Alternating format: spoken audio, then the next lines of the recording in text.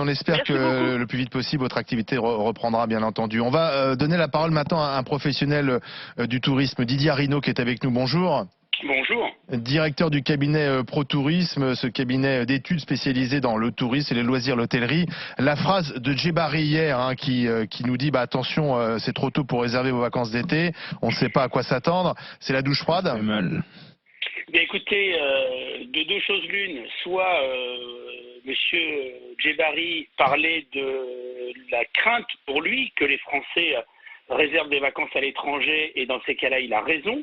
Car n'oublions pas que bon nombre de nos concitoyens qui avaient réservé des séjours à l'étranger se sont retrouvés avec des acomptes dans les agences de voyage qu'ils ne pourront pas récupérer. Ils pourront consommer le séjour dans les 18 mois qui viennent, et à l'issue de ces 18 mois, ils pourront être remboursés en totalité s'ils ne consomment pas le séjour.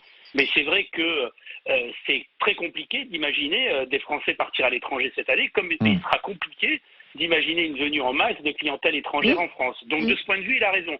Si en revanche, c'est pour nous préparer à pousser nos concitoyens à ne pas réserver vers la destination France, alors que le secrétaire d'État au tourisme, Jean-Baptiste Lemoyne, disait qu'il avait bien conscience, et c'est tant mieux, de la nécessité de vacances pour nos concitoyens cet été, en tout cas pour ceux qui le peuvent, car on a bien conscience que bon nombre ne le pourront pas aussi.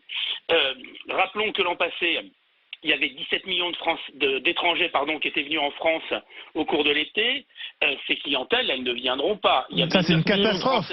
Mais ça, c'est une catastrophe économique, parce que la France, le tourisme, c'est important pour l'économie française. Écoutez, pour les régions du Sud, c'est 10% du PIB et plus de 10% de l'emploi. Pour la Corse, c'est le double. Donc, c'est véritablement une activité fondamentale. Et même Paris, l'Île-de-France, un employé sur 4 est lié au tourisme. Donc, ça veut dire qu'au-delà du seul secteur de l'hébergement touristique, il y a tout le reste, le secteur des congrès, le secteur des transports. On le voit bien avec l'aéroport d'Orly lorsqu'il est fermé. C'est bon nombre de personnes en chômage partiel. Mais c'est les taxis on le voit aussi, sur l'ensemble de la chaîne. Et alors, il faut bien avoir conscience, parce qu'il y a ceux qui pourraient se dire, après tout, on nous parle de vacances alors qu'on est en pleine crise sanitaire avec des gens qui meurent, et c'est une réalité, elle est là la priorité. Mais n'oublions pas tout de même que le secteur du tourisme, c'est 2 millions d'emplois, 1,3 million d'emplois salariés et plus de 600 000 travailleurs non salariés. Et l'impact du tourisme va bien au-delà de ces emplois directement liés au tourisme, car bien évidemment, il y a toute la chaîne, l'écosystème.